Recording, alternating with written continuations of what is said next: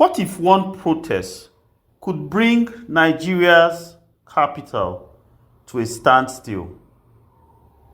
Why did thousands wake up to block roads, tear gas, and fear in Abuja, all for one man? Hello everyone. Before we answer that, let's rewind to how it all began. It was 6 a.m. Commuters from Yaya, Maraba, and Kubwa were trapped in gridlock. Security checkpoints everywhere. A city on lockdown. The reason? A protest, not against hunger or inflation, but for the release of Nnamdi Kanu, the detained leader of indigenous people of Biafra. Leading the charge was activist Omoyele Sowore, founder of Free Nnamdi Kanu Now movement. They gathered near the NCC building in Maitama, chanting Free Nnamdi Kanu Now. But within minutes, the air turned white. Tear gas. Protesters ran for cover.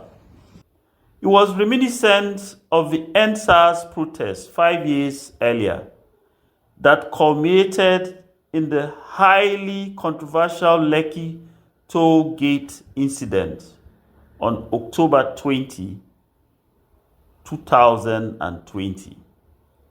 The police had warned, stay away from Aso Rock and the National Assembly.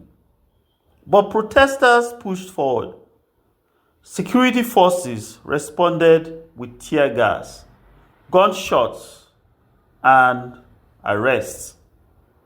Kanu's lawyer, Aloy Ejimako, and his brother were detained. Sowore narrowly escaped. Journalists weren't spared either. Cameras smashed, cars vandalized. Even AFP's reporter was assaulted. The Nigeria Union of Journalists condemned it as an attack on press freedom. But the police stood firm. We acted lawfully.